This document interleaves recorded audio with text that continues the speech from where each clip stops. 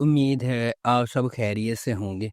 اگر آپ نے ابھی تک ہمارا چینل سبسکرائب نہیں کیا تو اسے ابھی سبسکرائب کر لیں اور بیل آئیکن کو دبانا بالکل بھی مت بھولیں۔ آپ کا بہت بہت شکریہ۔ نمبر 8، عشقیہ۔ ہمنا اور رمیسا دونوں بہنیں ہیں۔ ہمنا خاموش اور سکون اور محفوظ ہے، جبکہ رومی لاپرواہ، باہر جانے والی اور باتونی ہے۔ ہمنا اور اس کے کالج کے ہم جماعت حمزہ 4 سال سے ڈیٹنگ کر رہے ہیں اور ایک دوسرے کی محبت میں پاگل ہیں۔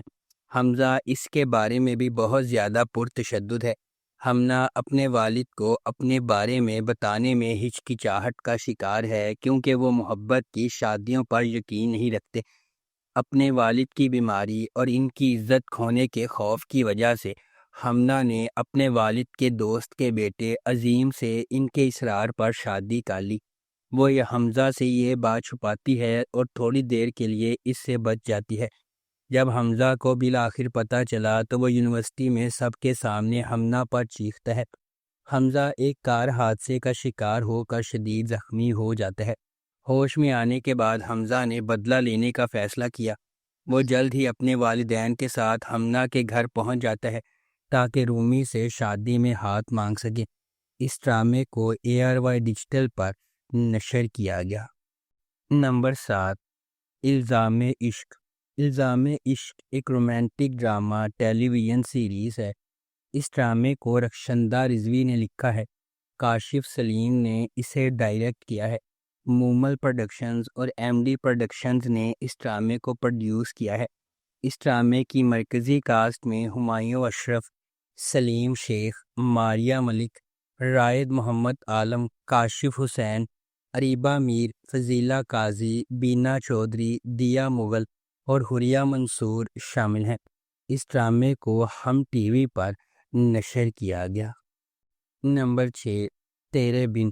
میرب ایک پرجوش اور خوبصورت نوجوان لڑکی ہے جو اعلیٰ تعلیم حاصل کرنا چاہتی ہے۔ اس کی پوری دنیا اس کے والدین کے گرد گھومتی ہے اور وہ ان پر سب سے زیادہ یقین کرتی ہے۔ اس کی مضبوط اور پراعتماد شخصیت اسے اپنے آس پاس کی سماجی ناانصافیوں کے خلاف کھڑا کرتی ہے۔ اس کے برعکس مرتسم کا تعلق ایک طاقتور اور بااثر خاندان سے ہے۔ وہ اپنے خاندان کے اخلاق اور روایات کا احترام اور قدر کرتا ہے اور خاندان کو نیچا دکھانے سے انکار کرتا ہے۔ میرب کی زندگی ایک غیر متوقع موڑ لے لیتی ہے جب اسے اپنی اور مرتسم کی زندگی کے بارے میں اپنے خاندان کے فیصلے کے بارے میں پتہ چلتا ہے۔ مرتسم کے خلاف میرب کی نفرت ماضی کے ایک خاندانی راز کے طور پر بڑھتی جا رہی ہے۔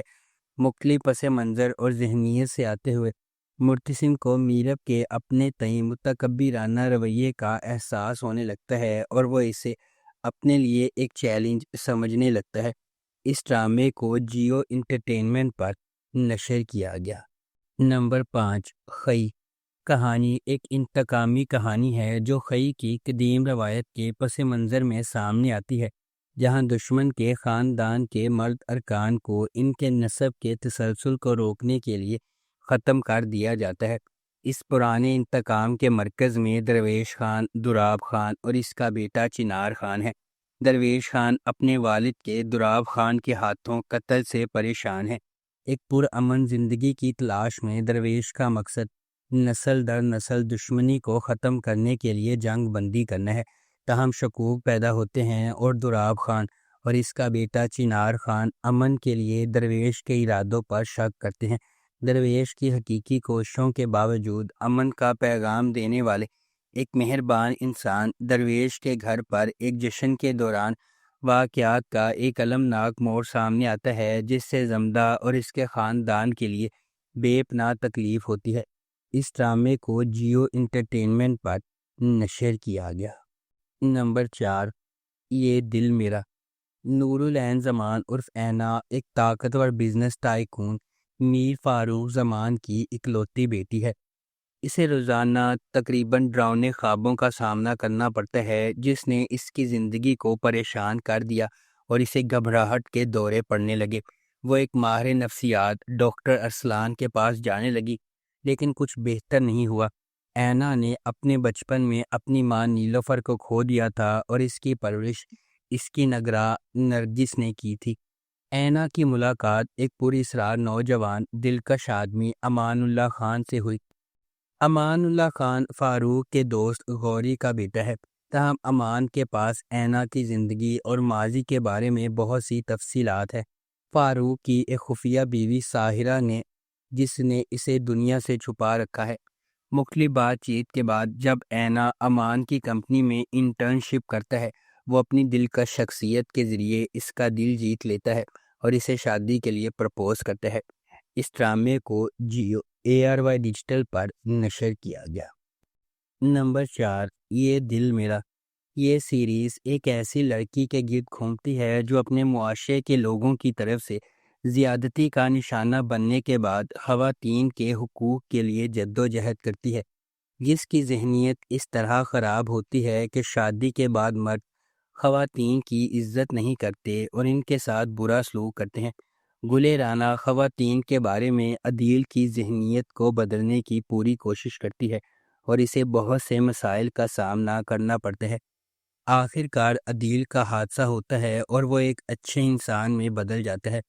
ڈرامے میں دکھایا گیا ہے کہ گل رانا کچھ عرصے کے لیے عدیل کو چھوڑ کر ایک عام ٹیچر بن جاتی ہے، لیکن آخر میں اشارہ ملتا ہے کہ کچھ عرصے بعد دونوں میں صلح ہو جاتی ہے۔